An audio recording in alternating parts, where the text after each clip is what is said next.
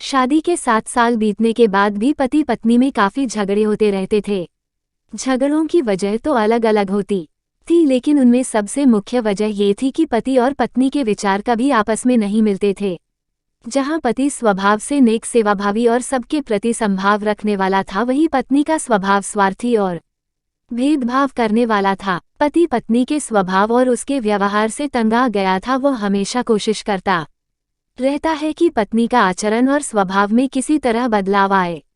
पत्नी अपने ससुराल साइड के रिश्तेदारों के साथ कभी सीधे मुंह बात ना करती। कई लोग उसके खराब व्यवहार के कारण नाराज हो जाते, लेकिन पत्नी उसकी भी परवाह नहीं करती। पति को इस बात से काफी दुख होता कि उसकी पत्नी उससे इतनी विपरीत क्यों है। परेशान हो चुके पति ने अब खुद ही परिस्थिति को सुधारने का मन बनाया और एक प्लान बनाया।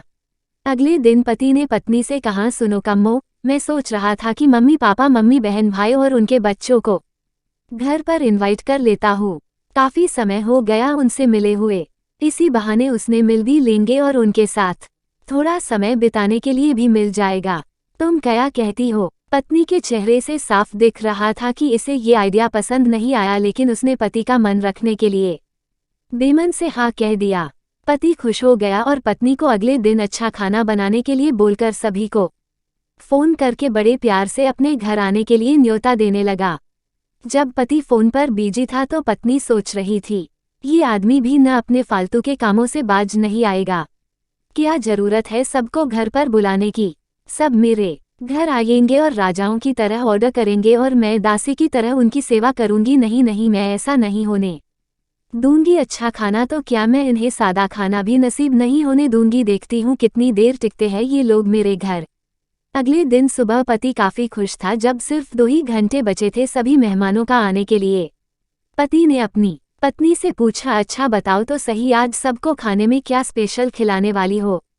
पत्नी मुंह बनाते हुए बोली, स्पेशल खाना क्यों? तुम्हारे माँ बाप भाई बहन कोई मेहमान थोड़ी है, उनके लिए कोई स्पेशल खाना नहीं बनाया है मैंने। वह भी वही खाएंगे जो हम खाते हैं। आज घर में सिर्फ दाल चावल बना है, क्योंकि और कुछ बनाने के लिए सामान नहीं था।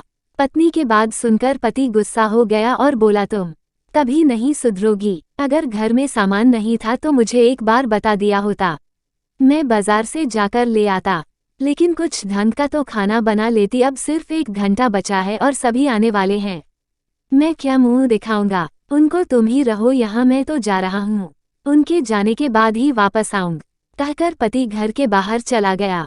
पत्नी को तब तक पति के बातों का कुछ फर्क नहीं पड़ा था, जब तक मेहमान घर पर नहीं आ गए। और जैसे ही सब मेहमान घर पर आए तो पत्नी के होश उड़ गए, क्योंकि भाई बहन, माँ बाप और बच्चे वो उसके पति के नहीं बल्कि खुद उसी के थे। यानी कि पति ने अपने माँ बाप को नहीं, अपने ससुराल वालों को खाने पर इनवाइट किया था। पत्नी अब काफी परेशान हो गई, क्योंकि अपने ससुराल वालों को परेशान करने के लिए ना सिर्फ उसने सादा खाना बनाया था, बल्कि खाने में ज्यादा नमक और मिर्च भी डाल कर रखा था।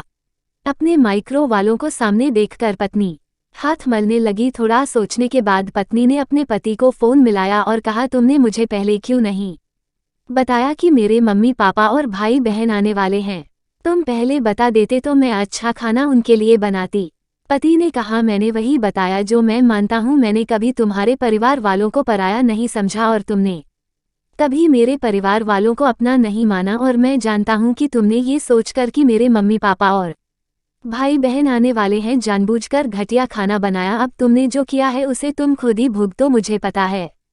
तुमने मुझे इसलिए फ़ोन किया होगा ताकि बाहर से खाना मंगवा सको, लेकिन मैं ऐसा नहीं करूँगा ताकि तुम्हें तुम्हारे किए की सज़ा मिल सके।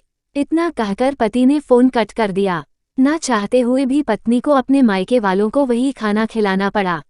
उसके रिश्तेदार ज़्यादा मिर्च और नमक वाला खाना भी ऐसा सोचकर खा गए कि बेटी से गलती हो गई होगी। लेकिन बाद में जब दामाद ने सारी बात उन्हें बताई तब उन्हें बहुत शर्मिंदगी हुई और अभी उसके बुरा बर्ताव के लिए उसे डांटकर उससे नाराज होकर चले गए।